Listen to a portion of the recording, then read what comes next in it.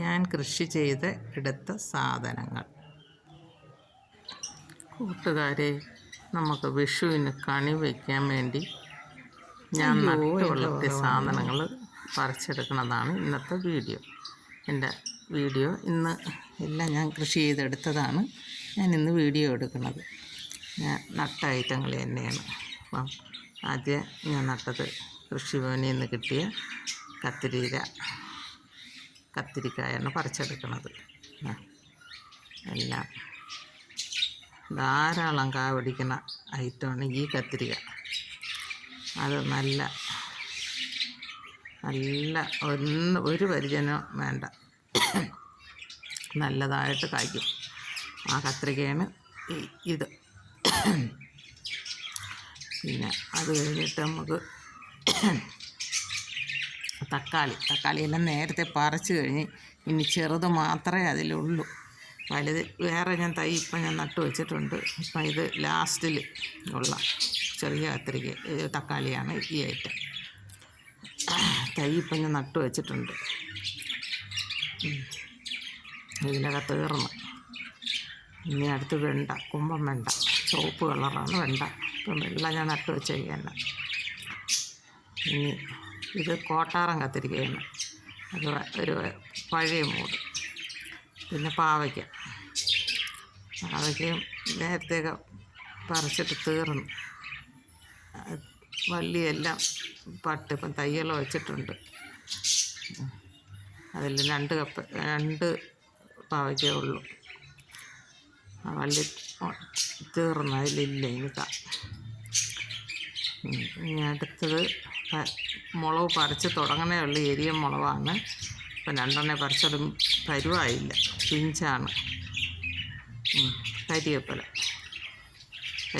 2 കൊമ്പൊടിച്ചെടുത്ത്.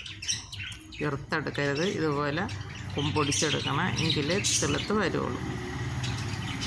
ഇനി നമുക്ക് ചീര പറിച്ചെടുക്കാം. ചീര ഇത് 4ാമത്തെ പ്രാവശ്യമാണ് ഞാൻ ഒടിച്ചെടുക്കണം. ഓരോ പ്രാവശ്യം ഒടിച്ചെടുത്ത് കഴിയുമ്പോൾ അടുത്ത് തെളുത്ത് വരണമെന്നാണ്. ഈ ചീരയാണ് ഇപ്പം 4ാമത്തെ പ്രാവശ്യമാണ്. കുറേ വിത്തിട്ട് പൊടിപ്പിച്ചാൽ 10 രൂപയുടെ വിത്തിട്ടതാണ്. 4ാമതാണ് ഒടിച്ചെടുക്കുന്നത്. ഇഷ്ടം പോലെ നമുക്ക് ആവശ്യത്തിന് ശകലം കൊത്തി ഇളക്കിയിട്ട് നട്ടു കൊടുത്താൽ നമ്മളെ വീട്ടാവശ്യത്തിന് വളമൊന്നും ഇടാത്ത ജൈവം പച്ചക്കറി നമുക്ക് പിടിച്ചെടുക്കാം. ഒടിച്ച് ആവശ്യത്തിന് നട്ടെടുക്കാനുള്ളതാണ്. അതിലൊരു ജോലിയൊന്നുമില്ല, എല്ലാ വീട്ടമ്മമാർക്കും ചെയ്തെടുക്കാൻ പറ്റുന്നതാണ്. ഇതെല്ലാം വളരെ എളുപ്പം പൊടിച്ച് കിട്ടും. ഇതൊരു കുമ്പളങ്ങ കള പൊടിച്ച് വന്ന കുമ്പളമാണ്. അതിലും കാ വന്ന് കവറൊക്കെ ഇട്ട് വെച്ചേക്കുന്നു. അല്ലെങ്കിൽ കൊതുക് കടിക്കുക, അതുകൊണ്ട് കാ പറിക്കാനില്ല. കവറിട്ട് വെച്ചേക്കുന്ന 3-4 കാ ഇപ്പോൾ ഉണ്ട്.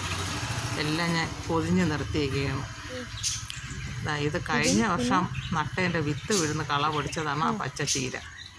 അതിപ്പോഴും കുറച്ച് പൊടിച്ചിട്ടുണ്ട്. അടുത്ത് നമുക്ക് മാങ്ങ പറിക്കാം. കണി വയ്ക്കാനായിട്ട് മാങ്ങ വേണമല്ലോ, അങ്ങനെ മാങ്ങ കൊണ്ട് പറിക്കാം. ഇത് വെറ്റ നമുക്ക് കണി വയ്ക്കണമല്ലോ, അങ്ങനെയാണ് വെറ്റ എടുക്കുന്നതാണ്. വെറ്റയുണ്ട് എൻ്റെ ആവശ്യത്തിന്. വെറ്റയെന്ന് പറഞ്ഞാൽ വെള്ളം തിളപ്പിക്കാനെടുക്കും. ഇത് പൈനാപ്പിൾ നല്ല വിളഞ്ഞില്ല, അത് വയ്ക്കാനായിട്ട് കണിക്ക്. നാരകം പഴുത്തതില്ല. പൂവ് അരച്ചെടുക്കാം. പൂവും ഞാൻ നട്ട പൂവ് തന്നെ എല്ലാത്തിലും തെറ്റിയും ഇല്ല. എൻ്റെ ആവശ്യത്തിനുള്ള പൂവെല്ലാം എനിക്ക് കിട്ടും. കണി കാണാൻ മാത്രമുള്ളത് മാത്രമേ ഞാൻ ഇന്ന് പറിക്കണുള്ളൂ. എൻ്റെ കണിക്കൊന്നയാണെങ്കിൽ കഴിഞ്ഞ പ്രാവശ്യം ഇഷ്ടംപോലെ പൂത്ത് കിടന്നത് കാറ്റത്ത് മൂടോടെ പിഴുതു വന്ന് പിഴുന്നു. അങ്ങനെ ഇപ്പം കണി കൊന്ന ഇല്ല. അടുത്ത ഉണ്ട്, തയ്യുണ്ട്, പക്ഷെ പൂത്തില്ല പ്രാവശ്യം. അതുകൊണ്ട് ബാക്കിയുള്ള പൂവുകളൊക്കെയാണ് ഞാൻ ഒപ്പിച്ച് വെച്ചേക്കുന്നത്. ബാക്കിയുള്ള പൂവെല്ലാം ഉണ്ട്, കണിക്കൊന്ന മാത്രമേ ഇല്ലാതെ ഉള്ളൂ. അത് ഞാൻ വേറൊരിടത്തുനിന്ന് ചോദിച്ചേക്കുന്നു, തരാമെന്ന് പറഞ്ഞ് കണി വയ്ക്കാൻ വേണ്ടി. ബാക്കിയുള്ള പൂവുകളൊക്കെ എനിക്കുണ്ട്. എല്ലാം ഞാൻ നട്ടുപിടിപ്പിച്ചതാണ്. ഇത് അമര വിത്തിന് 2-3 നിർത്തിയിരിക്കണം. 2 മൂടേ ഉള്ളൂ. അതിലുള്ള അമരിക്കയാണ് ഞാൻ പറിച്ചെടുക്കണം. ചീനിയും വരയ്ക്കാം. സാമ്പാർ വയ്ക്കാൻ മാത്രം മതി. ചക്ക, പൊടിച്ചക്ക കണി വയ്ക്കാനായിട്ട്. ഇത് ചുണ്ട. അതുകൊണ്ട് നിന്ന് അതുമൊക്കെ തനിയെ പൊടിച്ചതാണ്. ഇതിലാണ് ഞാൻ ബഡ് ചെയ്യും. വേറെ കത്തിരിയിലേക്ക് ഇനം കൊണ്ടുവന്ന് ഇതിൽ ഞാൻ ബഡ് ചെയ്യും. അത് ഞാൻ കാണിച്ചു തരാം. അടുത്തത് പച്ച വഴുതന.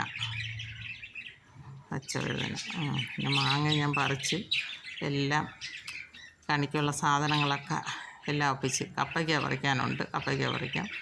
പാഷൻ ഫ്രൂട്ട് അതും ഉണ്ട് പറിക്കാൻ.